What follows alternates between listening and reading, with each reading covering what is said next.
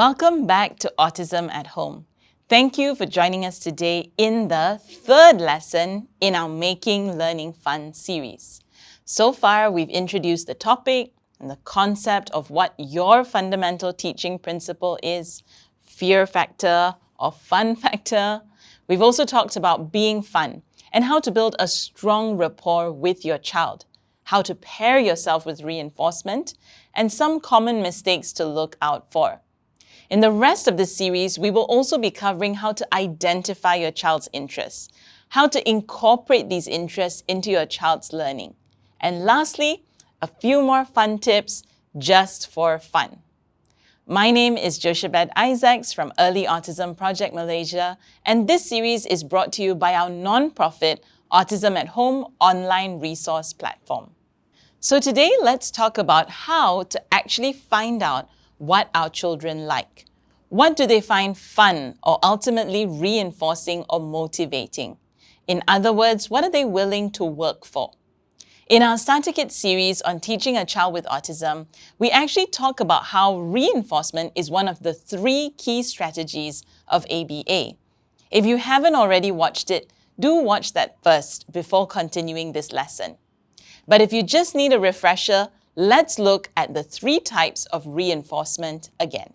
Now, there are typically 3 main categories of reinforcement. The first are tangible reinforcements. These are things you can touch and feel, like food and drinks, toys, as well as screen time.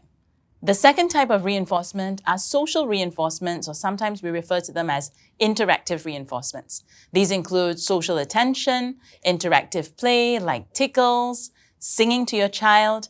Think about the last time somebody complimented you on your new hairstyle or praised you for a job well done. Did that make you feel good and encouraged? You were actually reinforced. Unfortunately, as autism is defined by difficulties in social interaction, many children on the spectrum may not be usually primarily motivated by social reinforcement and usually need a combination of other kinds of external reinforcement initially. Like, for example, getting iPad time, as well as a good job, well done, so proud of you. The third type of reinforcement is referred to as automatic reinforcement. This is something that a child may do again and again that is repetitive as well as reinforcing to them. This may include hand flapping, lining up toys, toe walking, jumping up and down, spinning around in circles, and the list goes on. Tangible, social, and automatic. Just by watching that snippet back, you might already have an idea of the types of things your child likes. In this lesson, we will focus on identifying what your child currently likes. This means it could be that what they like is something usually considered appropriate, like reading or playing with cars.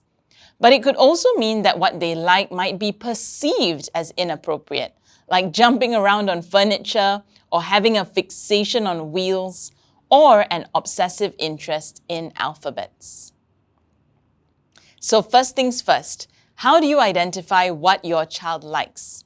Some of these tips in this video are from a helpful resource called Hannon's More Than Words and include observing your child's interests, their responses, and your child's communication.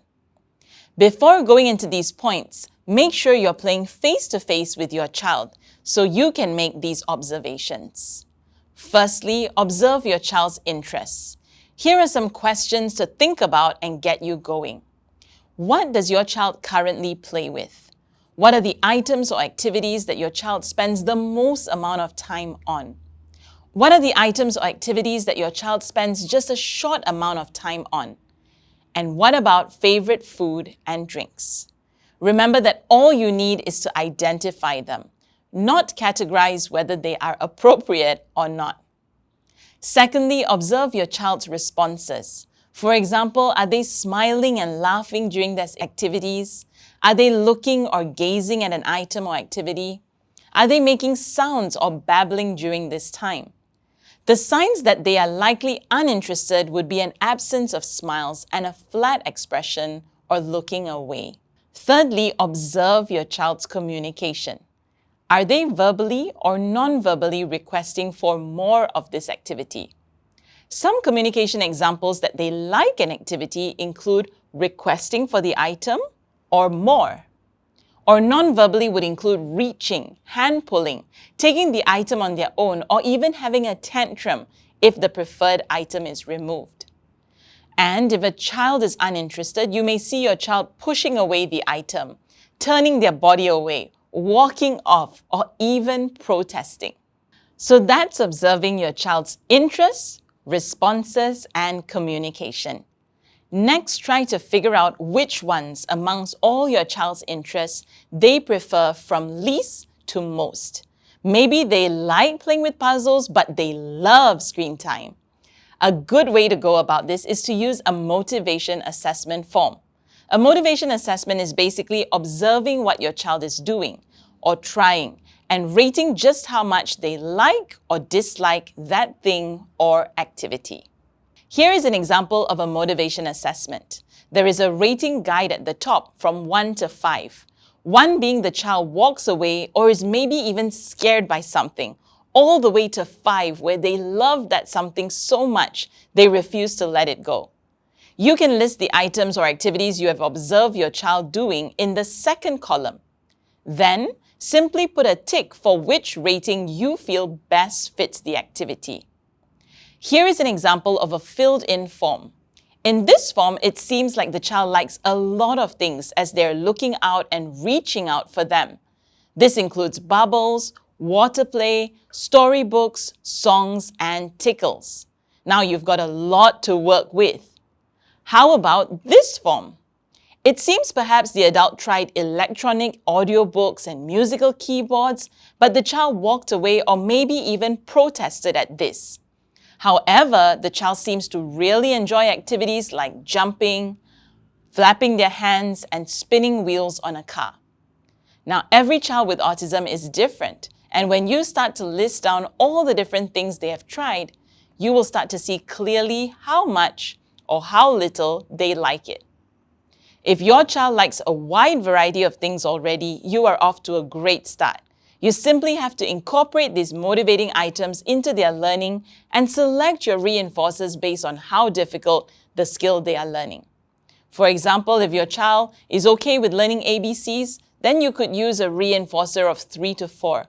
But if your child finds it very difficult to learn to eat new foods, use the reinforcer they love more than anything else. A level 5 reinforcer will make it easier and more fun. Pop quiz. Let's put everything you've learned in this lesson to the test. Ganendra's mother wants to expose him to some new toys she bought for him. He reaches out a few times for a spinner toy, screams when the slinky is taken away, and covers his ears and cries when the music box is played. Rank the toys based on Ganendra's interests, from least motivating to most motivating. By the sounds of it, Ganendra dislikes the music box the most, quite likes the spinner, and loves the slinky so much he gets upset when it's taken away. The answer is C. Now, have a look at this motivation assessment form. What are some things you notice the child likes most? The child seems to really like activities involving music, like a musical wand, listening to the radio, and phone ringtones. What does the child like least? The child appears to be very sensitive to anything of a slimy nature like soap and Play-Doh. And that's it on learning how to identify your child's interests. Now it's your turn. Firstly, observe your child in their day-to-day life and make a list of all the things they usually reach for or do, asking the questions from this video. Second, fill in a motivation assessment form and ask yourself which reinforcers they like best and which they like least. So let's recap. Identify your child's interests by observing their interests, how they respond, and what they communicate for. At the end of the day, we need to do this by seeing life from our kiddos' perspective. Go down to their eye level and respond to what we observe them communicating to us. It is important to note that interests can change from month to month, day to day, minute to minute. Not to mention, children with autism can differ in how they demonstrate interest and disinterest. Also, for those watching who may be thinking, but what if my child doesn't like anything? Don't worry, as that is what the next lesson is all about, increasing interest. And if you haven't already, do check out our free online resource platform, Autism at Home, which has all the corresponding articles and necessary downloadables for you. And don't forget to subscribe to our YouTube channel, follow us on Instagram and Facebook to stay updated. Thank you for watching, and we'll see you soon!